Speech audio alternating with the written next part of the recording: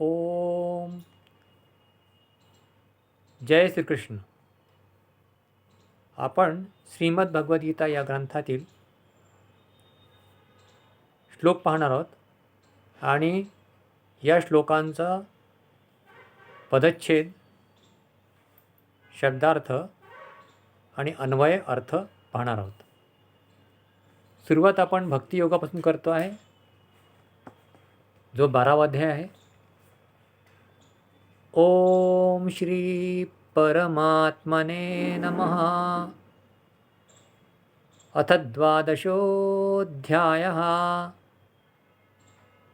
या अध्यायामध्ये प्रधान विषय जे आहेत ते श्लोक क्रमांक 1 ते 12 साकार व निराकाराच्या उपासकांच्या उत्तमत्वाचा निर्णय आणि भगवत प्राप्तीच्या उपायाचा विषय.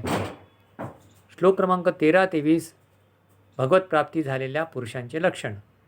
अशा प्रकारे या 12व्या अध्यायामध्ये विषय दिलेले आहेत.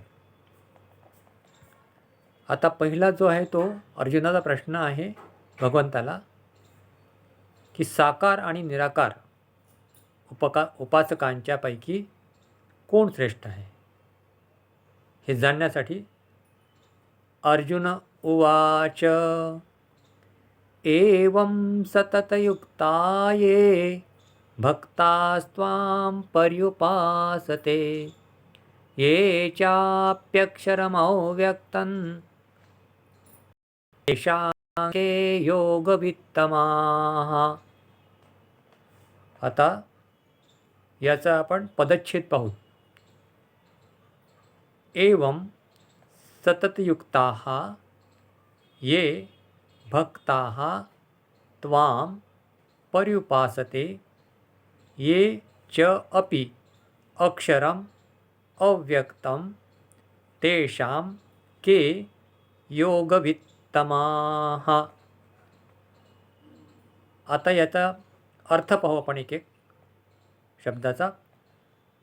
यात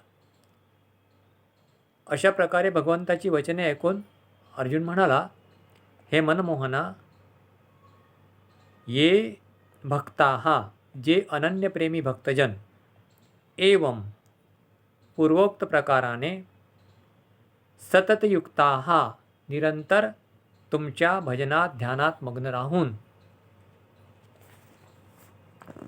त्वाम, तुम्हा म्हणजे सगुण रूप परमेश्वराला भजतात, च ये म्हणजे आणि दुसरी जे कोणी, अक्षरम म्हणजे केवळ अविनाशी सच्चिदानंद घन, अव्यक्तम अपि म्हणजे निराकार ब्रह्मालाच, पर्युपासते अतिश्रेष्ठ भावाने भजतात, तेषाम त्या दोन प्रकारच्या उपासकांमध्ये, योगवित्तमाः के अतिउत्तम योगवित्ते कोण आहेत.